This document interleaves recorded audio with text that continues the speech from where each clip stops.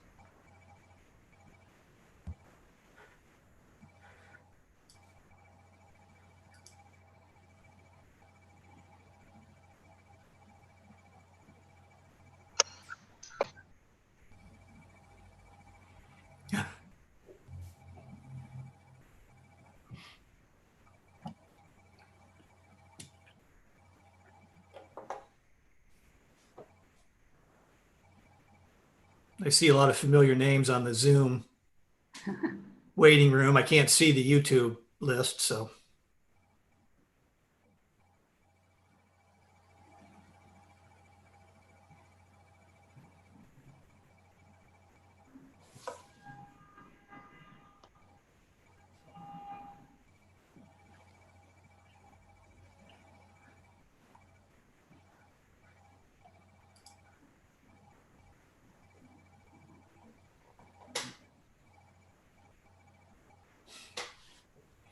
You go. All right, Michael, what do you say? I'm ready to start whenever you guys are. Okay. Well, good evening, everyone, and welcome to our program on U.S. presidential elections. I am Vivian Morgan, representing ICANA, the Instituto Cultural Argentino Norteamericano. Our mission at ICANA is to strengthen the bonds between the peoples of Argentina and the United States, and to also strengthen the knowledge and the mutual understanding of our countries. This year, as we navigate the 2020 race for the White House, it is very important that we all get a better understanding of the election process for president in the United States. It is with great pleasure that I introduce our very special speaker tonight, Dr. Michael Hannahan. Dr. Michael Hannahan is director of the UMass Civic Initiative, a program based in the Donahue Institute. Dr. Hannahan has worked for political parties, managed campaigns and political consulting firms, and served as a senior advisor to former Massachusetts Governor Jane Swift. He teaches American political thought, American government, and the campaign finance reform and modern political campaigns. He has visited Argentina many times. The last time was in 2018, and he has been a great coordinator for a youth leader program. This program is being done with the support of the United States Embassy in Argentina. Dr. Hannahan will share with us his views, and then we will have time for questions. So if you have questions or comments, please type them in the chat anytime. And now, without further ado, please join me in welcoming Dr. Michael Hannahan. Okay, let me share my screen. Are you able to see that slide? Okay, good. Well, hello, everyone. It's a little odd, speaking to an audience of whom I know probably a number of people, but I don't know that they're there because I don't see their names. I do see a number of familiar names on the Zoom portion. And I have to say it's a little intimidating because I'm sure that a number of you have heard me make incorrect predictions in the past. And usually I can hide from those and never have to face them again, but here I am possibly doing the same thing again. I'd like to thank Ikana and all of the people that helped make this possible. I'm giving a number of talks all through Zoom around the world. I worked on Singapore a couple of weeks ago, but I'm particularly gratified to do this in Argentina and maintain, some form of contact with a place that I have great affection for, both the country and the people, if there really is a possibility of separating those two things out. But what I wanted to do today was talk a little bit about what I think the election, and when I say I think, it's very much I think. It's a personal view to some extent, not shared by the US government. My views are my own. What the election, this coming election, says to the world about the US, or what it could.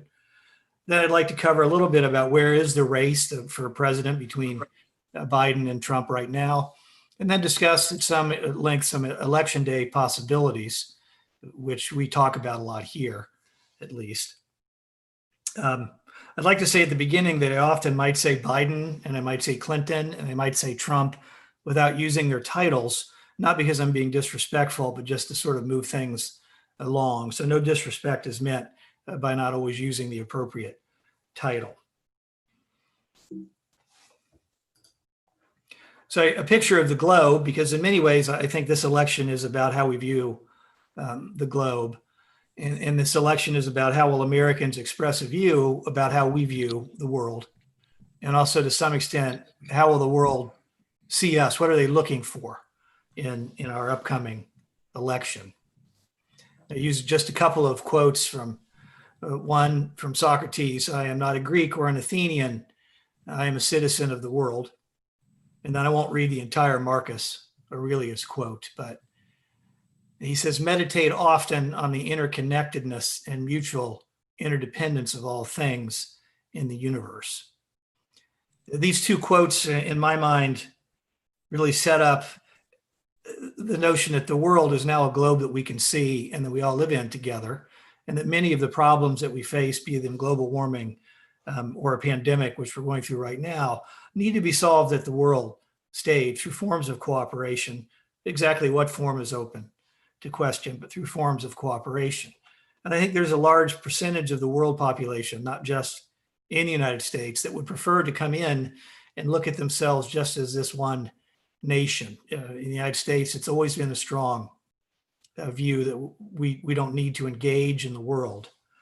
In my view, we do need to engage in the world, although engagement doesn't mean telling people what to do. It means joining treaty organizations and holding up alliances around the world.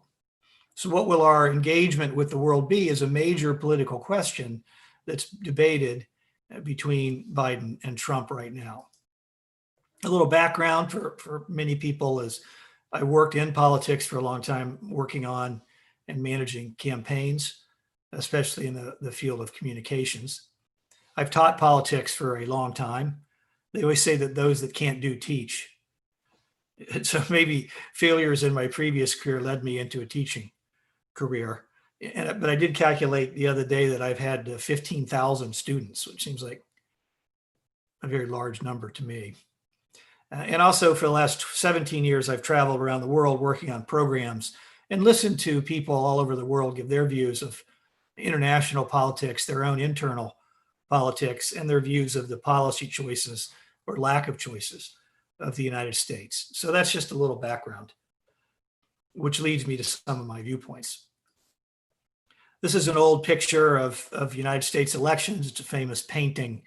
I like the painting because it kind of gives a notion, two notions. One is our democracy, and I use the word democracy in a broad sense to mean some choice of leadership, some sense of rights, some notion of the rule of law, and some separation of powers. So that can encompass a number of regimes. But this is old, this picture, and the United States has been practicing, usually failing at, but at least practicing, and maybe someday we'll get good at it, some of these things for a very long time.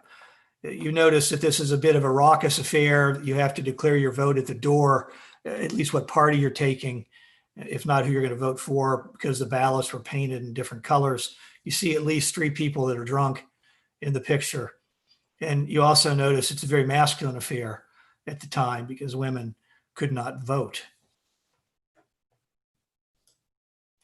I like these pictures. This is 2016, which seems to me to, I don't know, 40 or 50 years ago. And this was the original Republican group running for president. Donald Trump down here at the bottom. And my guess is that most of you could not name the rest of the people. I tried myself, and I had to look up a couple. I could not name everybody in this case. Even more recently, you have the Democrats. Again, we forget what a large field that Biden emerged from through our primary process. That right now should be clear to everyone. And if there's someone in the United States that doesn't know who's running for president, I hope they don't vote on election day. But President Trump versus former Vice President Joseph Biden. So some questions I think that the world has, and by the way, I want to say this up front because a lot of people in the world don't really care what the United States does, or to some extent maybe they do care, but they would prefer the United States not be involved in the world as much as it is, and that's a perfectly rational and reasonable point of view. But I do think that a number of people around the world are looking to the United States because there are competing systems of power in the world. The democracy is only one of those competing systems. And does it work? And if it begins to fail in the United States, then I think that people that oppose democracy prefer some form of dictatorship of the strong person, the dictatorship of the party, or the dictatorship in some populist form will receive strength from that failure. Some other notions that I'm not going to talk about at length, but I'll just mention is, will the United States support alliances? I know that people in the Pacific Rim are particularly interested in this question as regards China. Will the United States cooperate in world organizations, the World Health Organization, Paris Climate Treaty, and numerous other treaties? How will the United States trade? Trade policy is an issue that becomes political in the United States only when people say, what is in it for me? But most people don't really understand trade policy. But it is absolutely critical to the economic futures of many nations, as well as our own economic future. And then there's the general amorphous question of leadership. Will the United States simply say we should not be a leader in the world? We're going to take a step back. We'll remain strong. If we feel like we're going to intervene because it's in our interest to do so, we will. But for the most part, will we withdraw from the world, or will we exercise a variety of types of leadership to enhance world cooperation at its best? At its best. So these are some questions I think leaders around the world, and certainly the people that I talk to, ask me. Well, they usually ask me who's going to win. That's the first question they ask. But after they ask that question, these are some larger issues that they talk about. In terms of democracy and does it work, as I said earlier, I'm talking about a rights-based rule of law, a certain amount of separation of powers, and some form of choice. There's a lot of manifestations of this around the world. I certainly would not recommend the US system to anyone, especially the Electoral College, which I will be forced to talk about a little later. But the real question is does democracy able to bring social stability? Is it able to bring prosperity? Often, democracy is not compared to anything else that's bringing more prosperity or more social stability, but the question still remains. What about global power in the sense of regional power and even international power?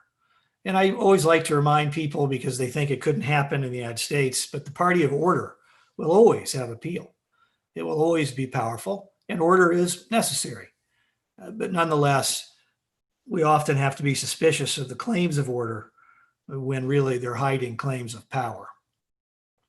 And finally, people around the world in all countries, they want their problems solved. They want their trash picked up. They want their teachers to get paid. They want their environment clean. They want to have a chance for a job. So what system of government in the world appears to be solving problems. And people are looking to these things, and they will look to the United States election, including how it's run, how it's managed, what will result from it at the end of the day. So let's talk a little bit about the general election. I just wanted to put up some past results. Elections in the United States tend to be fairly close. If you take a look at some of these, you go back to 92 when Clinton and Bush was 43-37, so not a huge margin, 6 points. Clinton did beat Dole, but even that was, fairly close election. 2000, Gore got more votes than Bush, but Bush still won. 04 even was fairly close, a couple of points. The Obama election with McCain was a little larger, although people forget how close the Obama-Romney race was. So with Obama only beating Romney by 4 points. And in fact, in October, Romney was ahead in most polls, and Obama did not close until the end. And then with the Clinton, again, winning the popular vote by 2 points, but losing the electoral vote to President Trump. So twice in not only my lifetime, but twice in my somewhat aged adulthood, the minority popular vote winner has become president of the United States. So in 2016, President Trump received 305 electoral votes. He got approximately 46% of the popular vote across the country. Hillary Clinton got 48%, which was almost 3 million more votes than President Trump. Yet we have President Trump and not President Clinton. So I am going to talk about the Electoral College. Anyone that has been here on our programs or has heard me speak, and this is a good time to go get a glass of wine or coffee, whichever seems to work for you right now, because you may have heard this already, but I have to chat about it at least for a minute. So the United States does not elect the president or the vice president through a national popular vote. Instead, there are 51 state, well, it's 50 states, but Washington, D.C. actually does have 3 electoral votes. So there's 51 separate races with 2 small exceptions that I won't go into. All of those 51 separate races are winner take all. So for example, if I'm originally from Ohio, so I'll pick Ohio. If whoever wins, if Biden were to win Ohio, even by 1 vote, he would get all 21 of what we call electoral votes. If Biden were to win by 100,000 votes, he would still get the 21 electoral votes. It doesn't matter how many votes you win by, it is winner take all. And then the person that gets to 270 electoral votes by adding all of those up becomes the president of the United States. It was a constitutional compromise that I would think if the founders came back today and they realized that we were still doing it, might be shocked at our lack of initiative. Electors are real people that are chosen, one slate by the Republican, one slate by the Democrat. And those are the electors that then fill out a form which is sent to Congress. It's the number of electors for each state is the number of Congress people, which is based on population, but then also +2, which is not based on population because every state gets 2 senators. This means that very small states such as Wyoming or Vermont are slightly overrepresented in the Electoral College because they get 3, Wyoming, which only has 1 congressperson, gets 3 electoral votes because they have 2 senators, which gives them a slightly more mathematical representation than, say, California, which has 54 Congress people, but also only 2 senators. You have to have a majority to win the presidency. And so this means that very large swing states, a swing state being a state that we don't know who's going to win it, are quite important. How can you win the presidential election even though you have a minority? I have a little example. Imagine a country with only 3 states. Those 3 states are being competed for between Mike and Agus. We have San Juan, La Pampa, San Luis. So in San Juan, let's say the vote is very close. Mike wins by 2 votes. Yay, Mike. I get all 3 electoral votes. In La Pampa, I also win by only 2 votes, but because I win, I get all 3 electoral votes. However, I lose in San Luis by a lot, because maybe that is Agus's home province. So they beat me 800 to 200. So if you total the votes up, they get almost 500 or 600 more votes than I did, but I still win the Electoral College. So mathematically, that's how it works. You can run up very large numbers in certain states. For example, Hillary Clinton won California, Massachusetts, New York, and Illinois by very large numbers. But if you also win a bunch of large states by just a little, you can end up winning the electoral vote, even though you lose the popular vote. So for example, President Trump won Michigan, Pennsylvania, Wisconsin, and those 3 states in Florida really too, by a very small margin, but he got all of their electoral votes. So the system has not happened very often, but it can happen that you can lose the popular vote and still win the electoral vote. So I hope that maybe clears up the Electoral College to some extent. What happens after the election? How's it work? And this is a question on the minds of many Americans because there is some thought that maybe the election will be contested, but there is a process. So the election is November 3rd, although I would point out that the election is now. A lot of states have early voting. It's done at a state-by-state level. And in some states, already more people have voted either by mail or early than in the entire election season last year. Part of this is because I think not total vote, but in terms of the people in 2016 that voted early or by mail. And I think part of this is because people are afraid of COVID, and part of it is because this election is emotionally very intense. You know, I'm not an expert on Argentine politics, but I know a little bit about it. And I know that your elections can be emotionally very intense. Love and hate operate in Argentinian politics, just like they do in the United States. And people in the United States, some people love President Trump. And some people do not love President Trump. They even perhaps hate him. And as a result, I think you're going to see a pretty high turnout in this election. So states generally have from November 5th until December 12th to certify their election results. But they have from November 4th until November 23rd, it varies by state, to count their votes. So we get votes from all over the world. Service people vote by mail. Sometimes some states accept mail that comes in after the election day. Some states don't start to count their votes, even though they have them in a room somewhere, until election day. So states have about 3 weeks to count their votes, and then they have a couple more weeks to certify their electors. On December 14th, and this is a hard date, by the way, December 14th that's a hard date. State electors cast their ballots in Washington.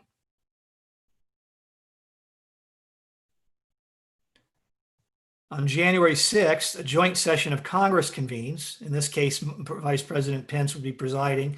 Joint session means our Senate and our House together. And they would read and admit the electoral votes from the states, thereby declaring, we would think, and perhaps hope, a winner in the campaign. And on January 20th, the president and new vice president are sworn in. In Bush versus Gore in 2000, the December 14th date was a critical date because the Supreme Court ruled that the previously certified slate of electors for the state of Florida, which would have been for Bush, had to be seated because a recount could not have been taken place before the constitutionally mandated date of December 14th. Now, what happens if we have a tie, which would be 269 to 269? Or what happens if, for some reason, a slate of electors in a given state is not certified, and therefore neither candidate gets 270 votes? It's not the majority of votes that are certified. It's got to be an absolute number of 270. In those, we hope, bizarre circumstances, but if anyone with any imagination can look back over the last 4 years, or for that matter, the last 7 months, and not think anything can happen, you're living in a deluded existence. If Americans, if the votes are tallied, there's no controversy over the votes or controversy that is handled by local courts quickly, the electors cast their votes on December 14th, they're certified by Congress, then that's it. The new president gets sworn in on the 20th. However, if the president, no one gets 270 electoral votes, then the president is then elected in the House of Representatives, and the vice president is elected in the Senate. Let's just talk about the president. When I say the House of Representatives, I do not mean a vote of the House of Representatives. I mean a vote of the delegations. So in other words, and this is bizarre, but there it is, California gets one vote. So the California Congress people will get together and they'll vote. They're a majority Democratic, so they will vote for the Democratic candidate. So that's one from California. Wyoming only has one congressperson. So presumably this person will go to a room and argue with themselves and vote for the Republican. So it's not done by an individual basis. It's done state by state. 26 states is a majority. And it's the new Congress, not the current Congress, that convenes. There are even more bizarre potential cases if there's a 25 to 25 split, which is possible. Actually, it's currently only a one state difference. And if one state, it would be Pennsylvania or Florida, were to flip, it could be 25 to 25. If that's the case, then the vice president, if they are picked by the Senate, becomes president until the House decides on a president. If no vice president has been picked, then the Speaker of the House becomes president until Congress picks a president. I do not think any of this is likely. I'm only saying that there is a process for this very bizarre potential circumstance. And a tie in the Electoral College of 269 each is not, I mean, it's easy to come up with a map that does that. So currently the House, if you look at the House of Representatives, there's 26 delegations that are Republican. There's 23 that are Democratic. Pennsylvania is tied. So if Pennsylvania became Democratic and Florida, which is the second closest, became Democratic, then it would literally be 25 to 25 in the House. All right, so let's take a look at the race right now. Everybody says the polling was wrong last time. I'm just going to leave it that I don't think it was wrong. Generally speaking, within the margin of error, they had Clinton winning the race between 3 and 5 points, which she did. There were some state polls all within a margin of error. Trump won within the margin of error, except for Wisconsin, which was outside of the margin. Right now, I think most polling averages are giving President Trump about a 30% chance of winning.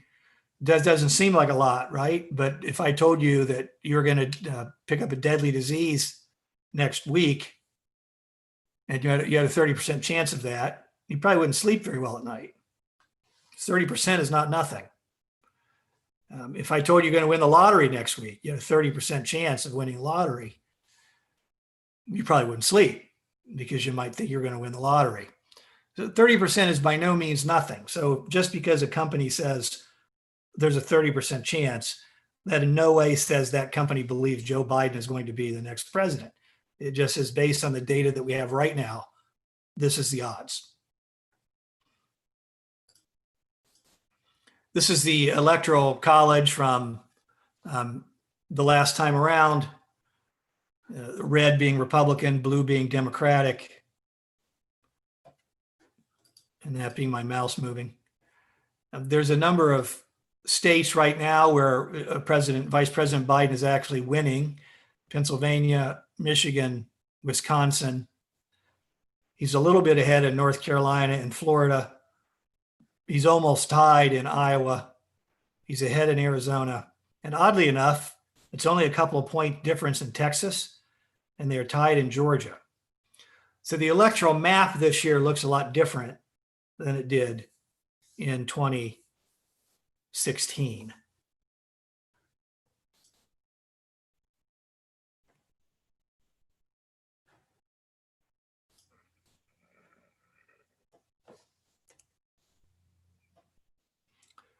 Can you guys still see the screen? Okay, Tarek, give me a heads up and down.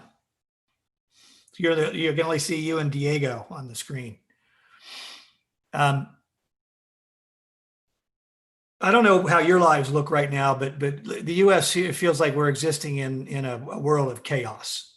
Chaos being, in some Greek myths, the progenitor of the rest of the world. Chaos. Out of chaos comes order. And it seems in the United States that every day there's some new bizarre news story.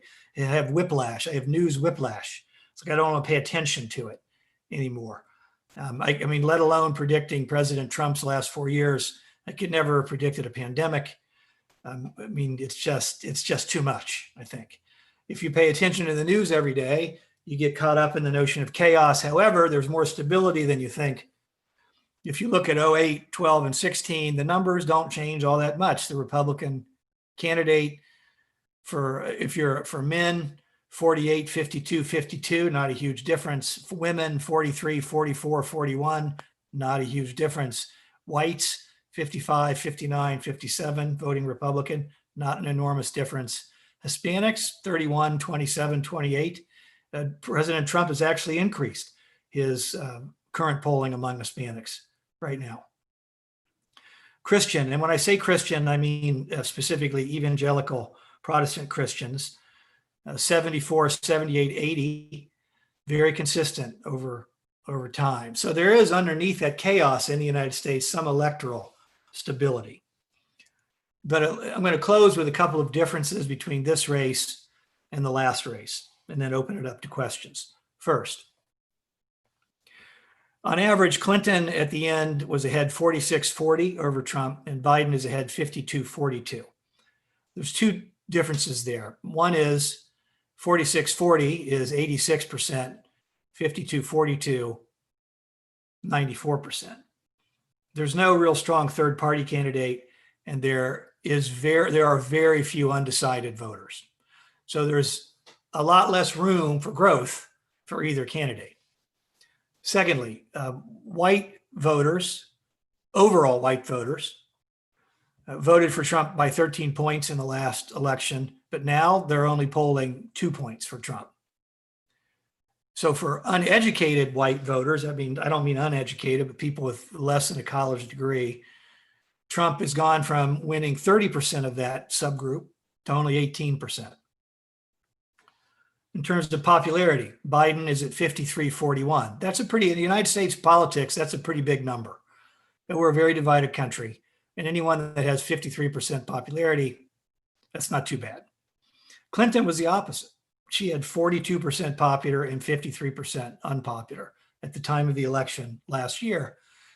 And of those people that did not like either candidate in 2016, President Trump won by 17 points. So that's a clear advantage for Biden. In terms of trust, and this was interesting, I had to look this up in 3 different locations because I just didn't believe it, that people trust Biden 58% to 33% over President Trump. Again, by US standards, that's a big number. But in 2016, voters trusted President Trump over Secretary Clinton by a margin of 45 to 41. So President Trump in 2016 had a number of advantages, candidate Trump at the time, going into the election. He had room for growth, and he had room for undecided voters to move to him because of Clinton's, relatively speaking, unpopular campaign. There are also some structural differences. President Trump is now the incumbent. Incumbents get blamed, they get credit, and they're familiar. There are many fewer undecideds. How could you be undecided at this point in the election? People are already voting. Millions of people are already voting. There is no serious third party to drain votes from either candidate. And so the numbers this year are much harder. When I say harder, I mean difficult, but there's less room for movement in the numbers. And what will really count is going to be voter turnout. Who's going to turn out? How big will it be?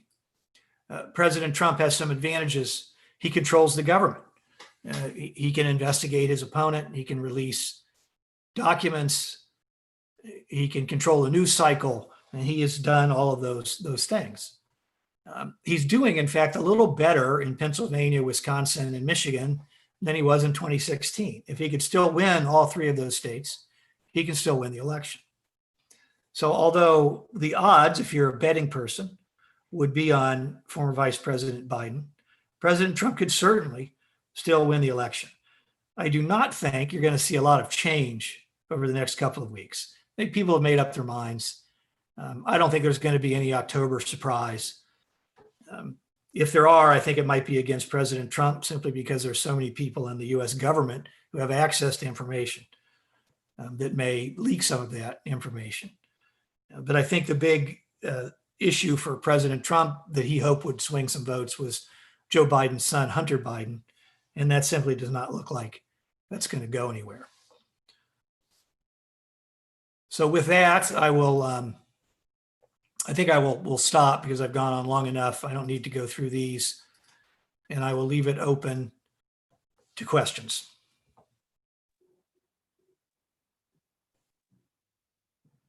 So who will be Thank you, Michael. questions? Let me read out some of the questions that came up on the chat tonight. Okay. And the first one comes from Magdalena Ponce, and the question is, if the winner takes it all rule is modified to a proportional rule, it would be more representative and the Electoral College system would not need to be changed to a direct one. Why then isn't it modified? Well, the reason is because of power. You know, very few people, human beings, at least if we don't look at states, for example, we look at human beings. You know, it's kind of a game theory question, right? No single human being is going to give up power to make everything better, not knowing whether or not anybody else is going to do that.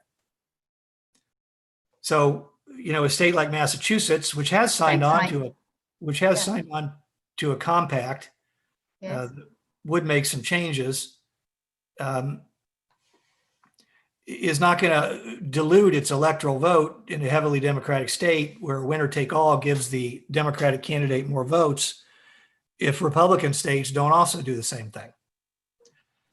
So it's a game theory problem. I don't see that actually being what happens, although two states, Maine and Nebraska, do that, but they're very small states. And it was controversial in each state when they did it. It's more likely that some kind of constitutional amendment to get rid of the Electoral College or to make it proportional is more likely. But individual states doing it would be a definite power issue. Thanks, Michael. Next question comes from Carlos Alegre. And he is asking, this is more of a personal question, Mike, and says, have you ever seen an election in the US that is as polarized as this one?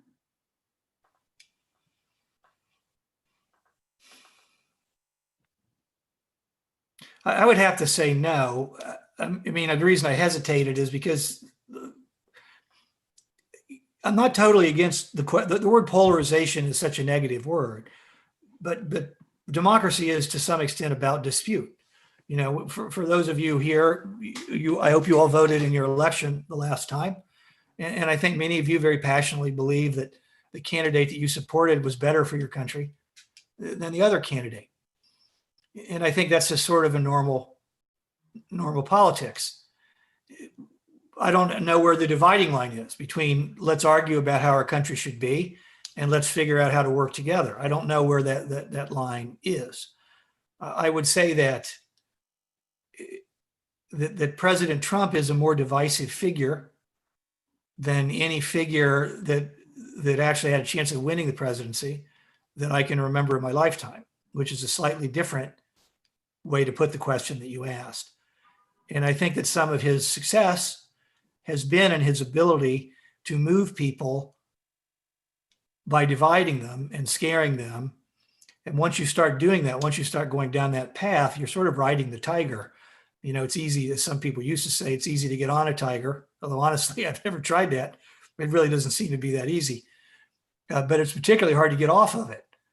And I think that, you know, President Trump might be finding that strategy is only going to take him so far. I don't know. So in short, I'm not totally against division, but I do feel like President Trump has brought out some elements in American society that were under some rocks. And I wish they would go back under those rocks, some of them, certainly not all of his supporters. I don't mean that at all. But has become a very divisive figure. It's very difficult to even talk about politics in the United States. Families are divided in ways that I've never seen before. I mean, if you ask me a question, would you marry a supporter of if you're a Biden supporter, for example, and said, would you marry a person if they were a Trump supporter? A lot of people would just say no without even knowing anything else about the person, and vice versa as well. Thanks, Michael. And I think the tiger metaphor was self-explanatory. We get a question from Diego Gantus, and he's asking, how seriously should we take the threats of the incumbent president to reject the election results if he loses them? Well, the president has used the term accept. And I think that you can look at that in a soft way, a medium way, and a hard way. In the soft way, he may be setting it up that he's going to feel like he's not going to accept internally the results of the election. And I think his argument and Republicans' argument is that Secretary Clinton never really accepted the results of the election either. That's what he would say. And that he'll keep fighting and he'll run again in 4 years. That they were stolen, or the media was so nasty to him that he lost. He'll come up with some reason that the election is not legitimate, but he will physically leave office. The second medium is that his campaign will try to find some states, and it has to be at the state level. There's no federal game here at the beginning, where they will contest the election results in court in the hopes of either A, overturning that state election, or B, delaying the seating of the electors long enough to throw it into the Supreme Court. That's a possibility. The hardest way would be for him to simply say, it's not legitimate.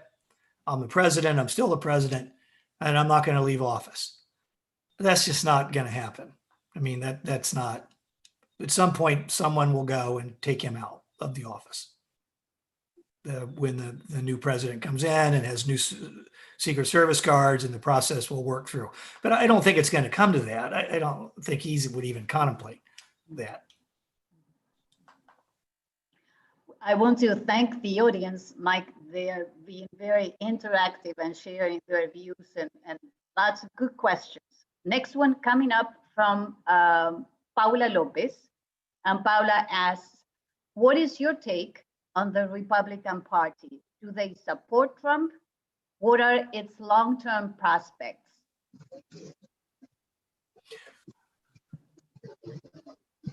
Well, people that define themselves as Republican definitely do support Trump. Levels that they have supported other candidates, other Republican candidates. Over 90% will vote for President Trump. So that, I mean, the short answer is among the voters that yes, the Republican voters will vote for President Trump. A couple of underlying questions is, has the Republican Party changed? In other words, are the people that identify now as Republicans, are they different than they were 8 years ago? And people that no longer identify as Republicans, where are they and what do they identify as? So who are the Republicans now is a legitimate question. And then I think the third question is the question of Trumpism. If you look at it as its own form of governance, really, where is that going to go? If Trump were to lose, for example, where would that go? And, you know, I think that the elites, a number of elites, will abandon it and say they always fought against it. And I fought quietly against it, or whatever people say when they're trying to move away from something. But it will be taken up by others. It will still be a very strong populist force in American politics, perhaps taken up by his kids, perhaps taken up by some of his supporters. And, you know, certainly I think if he remains healthy, that President Trump would be interested in running again if he lost in four more years. So I think you're going to see the Republican Party is going to change quite a bit. And, you know, whether there's room for growth in terms of a governing party under the aegis of President Trump or some of his stronger supporters, I don't know the answer to that question. Let's go on with the question from Leandro Darillo. And he's asking about what you think are the main issues in this election. Is it COVID, the economy, racial issues? Well, I think honestly, the main issue in the campaign is President Trump. And he dominates the election, both in a negative and a positive sense.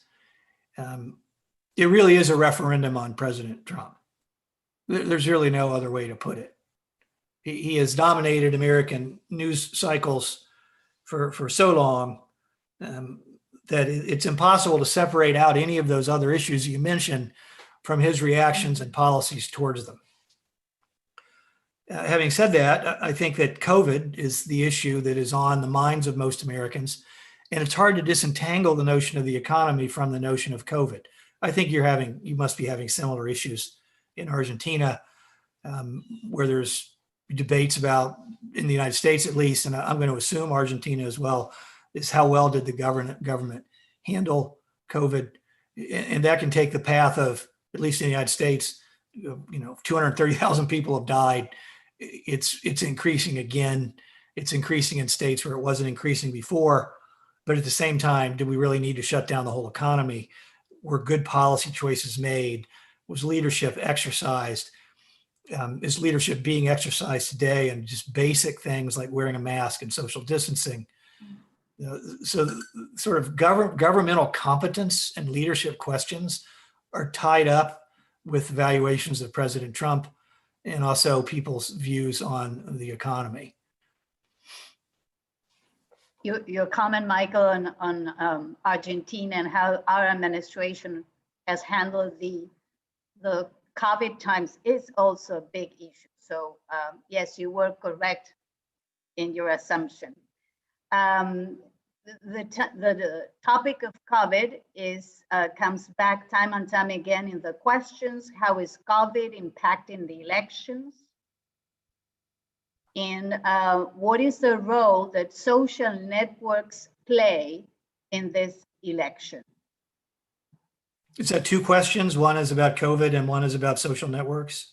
That's right. The one on COVID, and you already tackled this, is how COVID impacts these elections.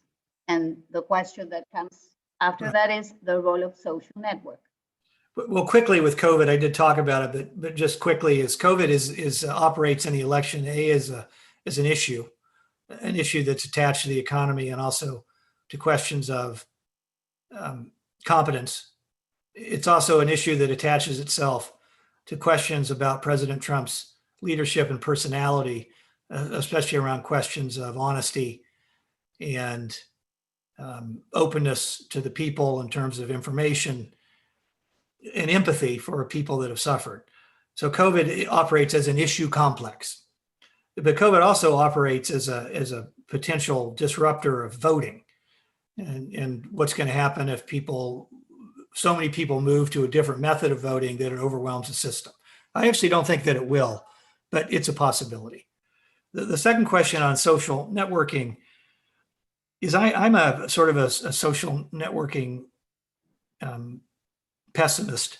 I mean, it's not going to go anywhere. So I can be a pessimist about something that's inevitable. It's like I'm not going to be pessimistic about the sun coming up tomorrow because it's going to come up whether I'm pessimistic or not. But generally, I think the role of social media has been to allow people to form their own little individual echo chambers and not have to pay attention to alternate views or even basically facts. And I think it's allowed third parties, especially Russia, which is heavily involved in our election, and there's no doubt about it, it's undeniable, to micro-target groups of people for either voter suppression or for conspiracy theories, just about anything you can name. And remember, most people aren't going to believe that, but conspiracy theories and lies travel through social networking a lot faster than truth does, 6 times, according to researchers. And so it can have an effect on people who are credulous, I guess. And there are people who are credulous in life. They'll believe anything for the most part. So I think social networking amplifies that problem. I mean, it's obviously a good organizational tool for get out the vote and campaigns and that kind of thing. But I think generally it plays a negative role in the electoral process. I don't know what to do about it, though, honestly. I'm trying to summarize, Michael, some of the issues that come up in the questions that follow. There's a few that ask about the impact of the economy of the US and how will that interfere or impact the election. So it's the economy and racial issues. That's the other question. One way to look at issues, I think, and I'm sure this is true everywhere, but it's sometimes better to look at issues instead of as individually, is how do they feed into other kind of issue complexes, and how does each candidate handle the issue? So I'm going to try to answer it that way. I mean, the simple answer is the economy and race are both important issues and important issues in the campaign. But how do they appear in the campaign? If you're President Trump, you want to talk about what a great economy it was, although he was also handed a very good economy, and he makes frequent claims that it was the greatest economy of all time. He created the most jobs of all time, and if it wasn't for this China virus, which is what he calls it, I'm not calling it that myself, then we would still have a great economy, and he would be the greatest economic president of all time. How does Joe Biden use it? Well, Joe Biden uses it by saying, well, there's actually 30 or 40 million Americans are unemployed. We can't seem to pass another relief package. And we didn't need to close everything down if we would have handled COVID. And see, now COVID works back into it. How COVID, we could have handled that better and maybe not shut down the economy. And plus, we have the largest debt we've ever had since World War II. And we were beginning to enter into a recession before COVID anyhow. So you can begin to see how the issue of the economy is A, important, but B, both sides are using it. Oddly enough, or maybe not oddly enough, the one issue where President Trump slightly outpolls Vice President Biden is on the economy. That's been shrinking, but it still is a relative advantage of his.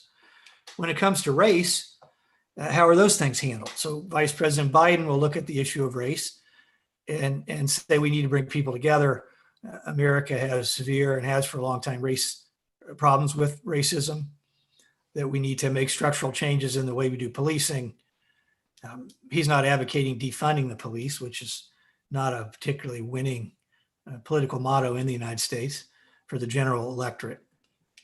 But that President Trump has handled it poorly, and he's embraced white nationalism, and he's brought people like the people that thought about kidnapping planned to kidnap the governor of Michigan.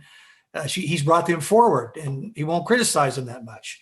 He'll say a few sentences, but then go right back to allowing his supporters at a rally to say, lock her up, referring to the governor of Michigan. President Trump, on the other hand, will use the issue of race and point to violence in the cities. And he'll use a whole complex of things very familiar in American politics, at least since Nixon, I'm sure before, where protests are a symbol of violence, which could be exported to your nice, safe communities, which really means nice, safe, white communities. And groups like Antifa, which is even a debate as to whether it's actually a group or not, but nonetheless, it figures large in the rhetoric of President Trump, that violence and disorder is a function of Democrats who are too lenient on crime, and he's the law and order candidate. So I'm using your example of race and the economy to tell how both those are the two sides that the current candidates, that's how they're using those two issues. Thank you, Michael. The topic of race is present in many other questions here, and also the impact of the Black Lives Matter movement. Let me read out a question from Fernando Lizarraga. And he's asking, what do you think is the main reason for the decline in white voters' support for Trump? Is Trump losing votes because of his failures, or is it that Biden has really run a good campaign? Well, I haven't seen any data that would let me answer that with any certainty. I can give my opinion, and I think that President Trump will still win the majority of white voters, but it'll be a much smaller majority, and that's not unimportant. Remember, if you go back to, it's a state by state thing. In Michigan, to take for example, President Trump won Michigan the last time by 13,000 votes. It's out of millions cast. So we're not talking about many people having to switch their minds in this election. And why? I think for the same reasons anybody would. I think that a lot of people have been turned off, and I think this is especially true of white women, especially true of college-educated white women in suburbs, have been very turned off by the rhetoric of the Republican Party. It's very macho kind of rhetoric. It's a very sort of tough-minded, especially when it comes to law and order. It's demeaning sometimes to other people. President Trump is famous for calling people names. That never happened in the United States in terms of like a daily thing. Would a candidate have a phone call with supporters and call his opponent some name? I'm sure that happened, but you wouldn't give people names like on a regular basis and tweet it out. It's kind of, I think a lot of people felt like that behavior was a little juvenile, and that turned some people off, especially that particular audience. So I think there's questions of substance involved, but also questions, I think, of style. If you agree, Michael, we'll take up 2 more questions. There's many more, but time is of the essence here. Mariano Rato is asking, how strong will a potential Biden government be, taking into account that many of his votes are anti-Trump votes? Well, I'm going to take those actually as sort of slightly separate. I mean, in any given election, whoever gets elected, part of it is an anti the other person vote. The question of how strong will a Biden government be, part of it is going to depend on how big of a, if he wins, and I do not know if he's going to win. A lot of it is going to hinge on what happens in the U.S. Senate. If the Republicans stay in control of the U.S. Senate, he's going to have a hard time getting anything done. If the Republicans lose the Senate, then they'll have the House and the Senate and the presidency. And I think President Biden will probably, at least for 6 or 7 months, or maybe up to a year, be able to do a lot of things. He's going to inherit a difficult situation. The economy still is in tatters. There's no reason to think that COVID's going to go away, although possibly there'll be a vaccine in such a timing that would be beneficial to the next president, be it President Trump or Vice President Biden. the Democrats have their own coalition of people, the people on the far left, the left, moderates, not a lot of conservatives that are left, at least by US standards, maybe by Argentinian standards. There might be some conservative Democrats, but not by our standards. So he will also have to manage his own coalition. And then there'll be people that supported him, as you said, because they really didn't like President Trump. But I think if he wins any kind of decent margin, he'll certainly be able to claim that people just wanted to change, and he'll make some changes to the best of his ability, I think, especially in terms of taxes.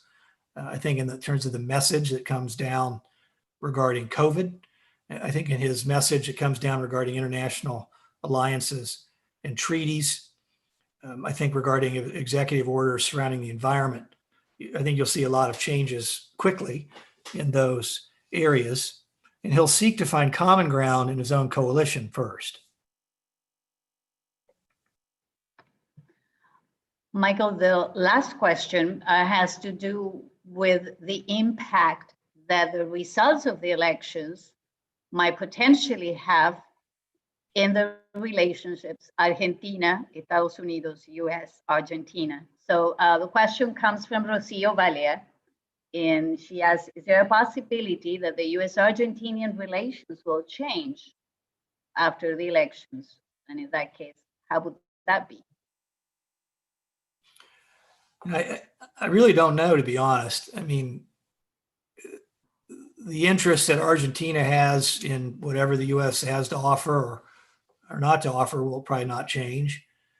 The interests of the United States government and economy and South America in general and Argentina in specifically probably won't radically change because the president changes. There are certain structural issues that don't change just because the president does.